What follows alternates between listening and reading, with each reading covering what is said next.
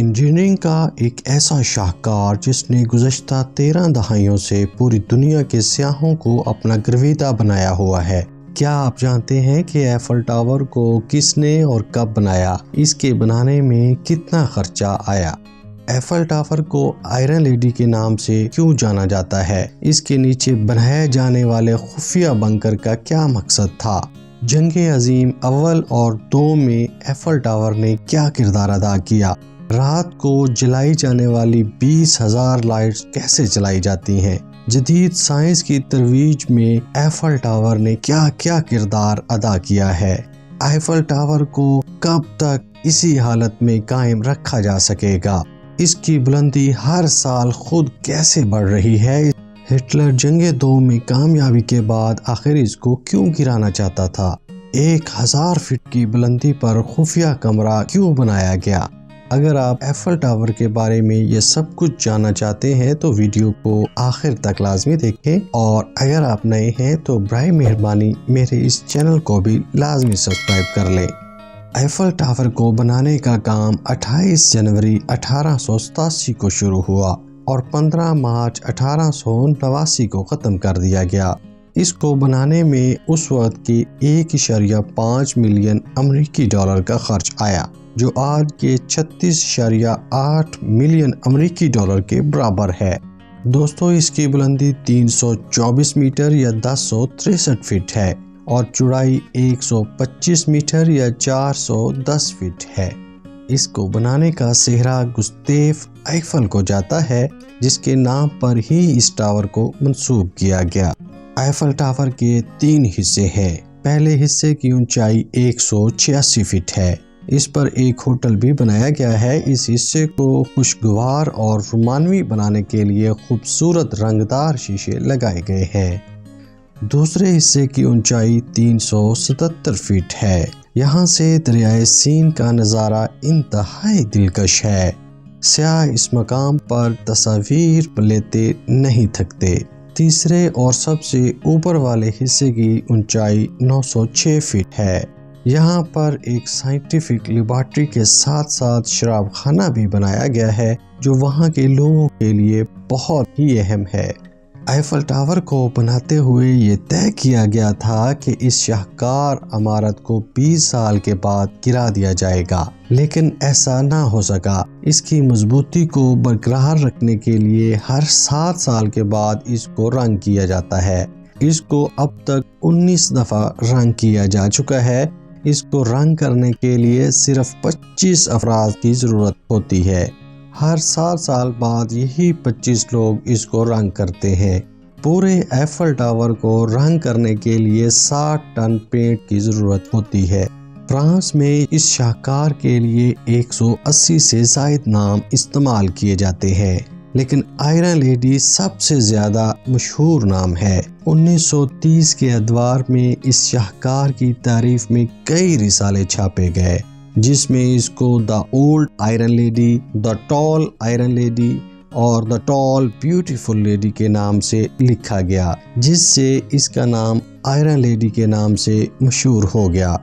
بہت کم لوگ اس کے نیچے موجود خفیہ بنکر کے بارے میں جانتے ہیں۔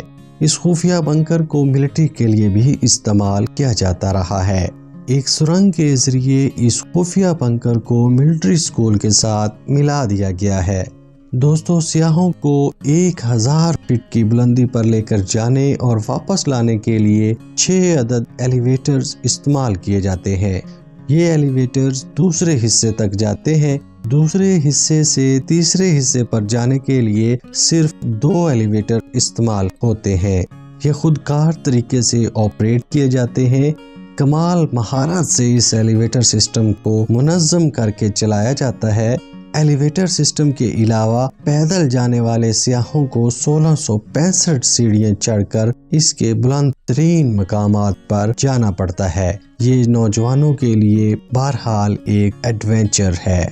1899 میں اس پر ریڈیو ٹرانسمیشن سسٹم لگا دیا گیا اور اس ٹرانسمیشن سسٹم کے ذریعے لندن تک ریڈیو ٹرانسمیشن ہونے لگی۔ 1905 عیسوی تک 5000 کلومیٹر تک سگنل ٹرانسمیشن شروع ہو گئی۔ دیکھتے ہی دیکھتے 1911 میں ہوائی جہازوں کے ساتھ اسی ٹاور پر موجود ٹرانسمیشن سسٹم کے ذریعے رابطہ ہونے لگا۔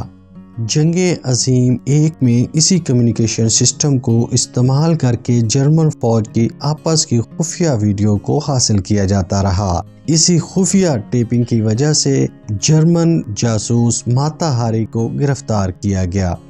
جنگ عظیم دوم میں بھی اسی کمیونیکیشن سسٹم کے ذریعے بہت سی کامیابیاں حاصل کی گئیں۔ جب ہٹلر نے جنگ دوم کے بعد فرانس پر قبضہ کیا تو سب سے پہلے اس نے اس ایفل ٹاور کو گرانے کا حکم دیا، کیونکہ یہ ٹاور دونوں جنگوں میں جرمن فوج کے خلاف مفید جنگی ہتھیار کے طور پر استعمال ہوتا رہا۔ البتہ ہٹلر اپنے منصوبے میں ناکام رہا اور ایفل ٹاور کو محفوظ کر لیا گیا۔ گستیو ایفل نے 1000 فٹ کی بلندی پر خفیہ کمرہ بھی بنوایا ہے، جہاں پر بیٹھ کر وہ موسمیاتی تغیر و تبدیلیوں کے بارے میں تجربے کرتا تھا۔ آج وہاں پر جدید طرز کی سائنٹیفک لیبارٹری کام کر رہی ہے۔ اس لیبارٹری کے ذریعے نئی تحقیق کی جاتی ہے، جو سائنس کی ترقی اور ترویج میں بہت ہی اہم کردار ادا کر رہی ہے۔ رات کے وقت ایفل ٹاور کو روشن کرنے کے لیے 20,000 سے زائد لائٹس لگائی گئی ہیں اور 80 کلومیٹر لمبی تاروں کا جال بچھا کر تمام لائٹس کو روشن کیا جاتا ہے۔ آپ کو یہ جان کر حیرت ہوگی کہ پورے ٹاور کو روشن کرنے کے لیے درکار 22 میگا واٹ بجلی خود کار wind power generation turbine system سے حاصل کی جاتی ہے۔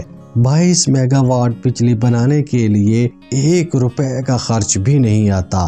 یہ انرجی بالکل مفت حاصل کی جاتی ہے۔ ایفل ٹاور کے مختلف حصوں میں استعمال ہونے والا پانی بارش کے پانی کو حاصل کر کے واش رومز اور دوسری جگہ پر بھی سپلائی کیا جاتا ہے۔ بجلی اور پانی کے سپلائی سسٹم کو اس درجہ مہارت سے بنایا گیا ہے کہ ہزاروں سالوں تک اس کی مینٹیننس کی ضرورت ہی نہیں ہے۔